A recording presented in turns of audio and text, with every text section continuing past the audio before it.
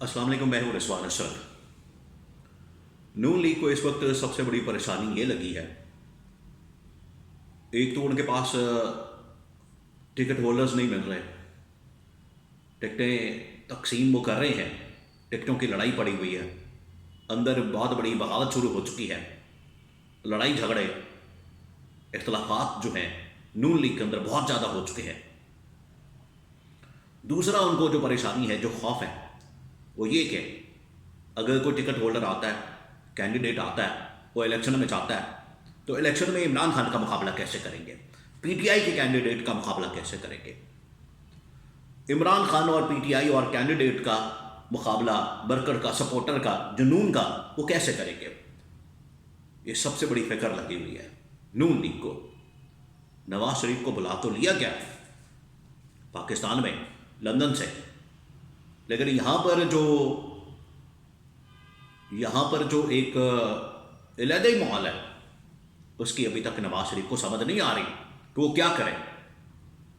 ऐसा लगता है कि नवाज शरीफ यहाँ पर आके फंस गया या उसको फंसा लिया, जिसकी वजह से उसको समझ नहीं आ रही। एक तो खबरें मैंने आपके साथ शेयर करनी है। देखिए, पहली खबरें हैं, नून लीग के अंदर अब इस वक्त लड़ाई शुरू हो चुकी है, और जो पहली बड़ी लड़ाई ये इलेक्शन के हवाले से, टिकटों के हवाले से, वो है लाहौर में। लाहौर में इस वक्त टोटल 14 हल्के हैं नेशनल असम्बली के, और नेशनल असम्बली के 14 हल्कों के ऊपर लड़ाई हो रही है, ढींगा मस्ती हो रही है, और हर कोई लड़ा है कि मुझे ये टिकट मिलनी चाहिए, मुझे टिकट मिलनी चाहिए, मुझे टिकट मिलनी चाहिए। इसमें जो बड़ी लड़ाई है वो है सरदार अयाज सादिक और रुहेल असगर की, शेख रुहेल असगर। दोनों असल में नून लीग से इनका बड़ा पुराना ताल्लुक है। शेख रुहेल असगर कहते हैं कि मैं तो अपना, मेरा आबाई हल्का है, मैं तो उसी से इलेक्शन लड़ूंगा, मैंने तो उसी से इलेक्शन लड़ना। अयाज सादिक कहते हैं कि जो नई हल्का बंदियाँ हुई हैं उसमें जो मेरे हल्के के कुछ इलाके हैं वो दूर तक चले गए, फैल गए हैं, वहाँ मैंने जाके इलेक्शन लड़ना है। और ये एक ही हल्के में ये सारी लड़ाई हो रही है 121 में, NA 121 में, लाहौर का जो हल्का है, वहाँ पर यह सारी लड़ाई हो रही है। सरदार अयाज सादिक भी डटे हुए कि मैंने इलेक्शन लड़ना है तो इसी हल्के से लड़ना है, अपने हल्के से लड़ना है, मैंने नहीं हिलना।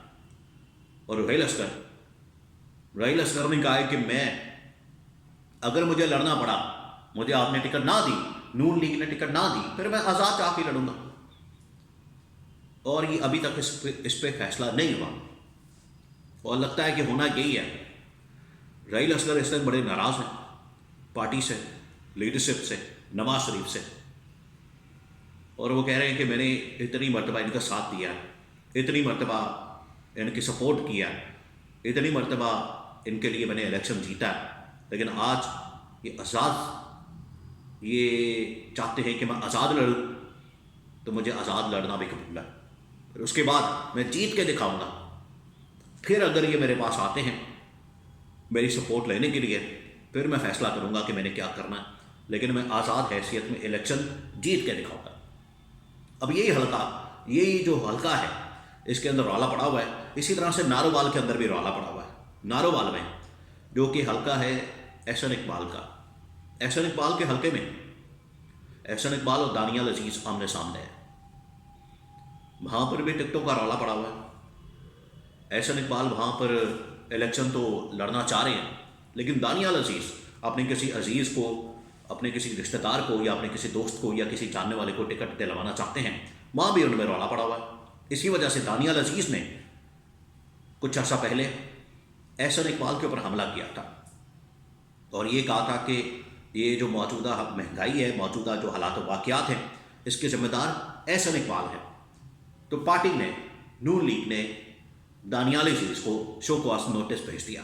अब दानियाल अजीज़ ने ये कहा कि क्योंकि प्लानिंग कमीशन और महंगाई और इस तरह के मामलों के ऊपर एहसन इकबाल इंचार्ज थे, उनकी ये जिम्मेदारी बनती थी कि वो महंगाई कंट्रोल करते, मामलात को कंट्रोल करते, लेकिन उन्होंने ऐसा नहीं किया। तो दानियाल अजीज़ लगता है बड़ी चालाकी से अपने आप को बचाने की कोशिश कर रहे हैं, लेकिन रौला पड़ा हुआ।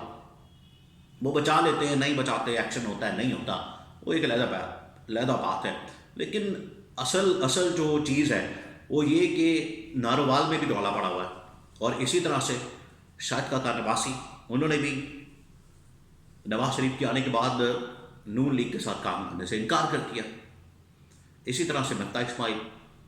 तो नून लीग के अंदर इस वक्त बहुत बड़ी बगावत, लड़ाई और लीडरशिप के ऊपर एतमाद नहीं है। उसकी एक बुनियादी वजह यह है कि जो नवाज शरीफ अपने आप को बड़ा वो कहता है कि मैं इनकलाबी बन गया हूँ और मैं वोट को इज्जत दो और इनकलाबी और इस तरह की जो बातें हैं वो अब सारी उसने पसे पुष्ट डाल दी हैं। अब उनका कोई वजूद नहीं है और दोबारा से वही डील और वही एनआरओ और वो तमाम चीज़ें और इक़्तिदार के लिए, हुकूमत के लिए ये उधर ही जा रहे हैं। तो इसके ऊपर जो पार्टी की लीडरशिप है उसने बड़ी सख्त नाराज़गी का इजहार किया, सख्त नाराज़गी दिखाई। इस वजह से वो बगावत के ऊपर मजबूर हो चुके हैं। दूसरी जानिब मामला ये है कि इमरान खान मुसलसल कामयाबी हासिल कर रहा है और इमरान खान ने टिकटों के लिए, उनको फाइनल करने के लिए, इलेक्शन की कैंपेन के लिए, उसको फाइनल करने के लिए पार्टी की जो मीटिंग है वो जेल के अंदर बुला ली है। लेकिन इमरान खान को कैंपेन करने की इजाज़त नहीं है, इमरान खान को पार्टी की मुहिम चलाने की इजाज़त नहीं है, लेकिन इसके बावजूद इमरान खान डटा हुआ है और मुकाबला कर रहा है। इसी में ही एक और ख़बर सामने आ जाती है और वो है इलेक्शन मुलतवी करने के हवाले से सेनेट के अंदर जो करारदाद पेश की गई। अब पूरे पाकिस्तान में हलचल मच गई, पूरे पाकिस्तान के अंदर तहलका मच गया कि ये कहाँ से मामला आ गया, ये कहाँ से खबर आ गई और कौन है इसके पीछे जो कि इलेक्शन मुलतवी करवाना चाहता है, इलेक्शन को मुलतवी करना चाहता है, और इलेक्शन मुलतवी करने के पीछे असल साजिश क्या, उसको बेनकाब करना बड़ा ज़रूरी हो गया। क्या इसके पीछे नून लीग है? नून लीग को डर और खौफ तो है कि जितनी देर तक हमें कोई गारंटी नहीं मिलती। देखिए, ये जो नून लीग इस वक्त लाहौर के हलकों में लड़ रही है, इसमें 4-5 हलके ऐसे भी हैं जो कि इस्तेहकाम पार्टी भी कहती है कि हमें दिए जाएं, काफ लीग वाले भी चाहते हैं कि हमें कुछ दिए जाएं, हल्के सीट एडजस्टमेंट की जाए। तो उधर अलहदा लड़ाइयाँ होनी हैं, इस्तेहकाम पार्टी के साथ भी उनके आने के बाद लड़ाइयाँ होनी है, काफ लीग के आने के बाद भी लड़ाइयाँ होनी है। तो नून लीग के अंदर लड़ाइयाँ पड़ी हुई हैं। एक तो वैसे ही उनके पास पॉपुलैरिटी नहीं, पॉपुलैरिटी के बाद अब दूसरा मसला है कि उनके पास जो टिकटों के हवाले से अंदर लड़ाइयाँ पड़ी हुई हैं। हर कोई लाड़ा है कि टिकट मुझे मिलनी चाहिए, टिकट मेरी होनी चाहिए, मैं इस हल्के से, मैं फलाने हल्के से, मैं इस हल्के से, मैं फलाने हल्के से इलेक्शन लड़ना चाहता हूँ। लेकिन नून लीग को समझ नहीं आ रही। असल में नवाज शरीफ को पता ही नहीं है कि अब करना क्या है, मामलात किधर जा रहे हैं। और ये अगर समझते हैं कि मेजॉरिटी हासिल कर लेंगे तो ये इनकी गलत फहमी है। सिंपल मेजॉरिटी भी, ये 50-100 सीटें निकालना भी इनके लिए अगर मिल जाती है तो बहुत बड़ी गनीमत वाली बात होगी।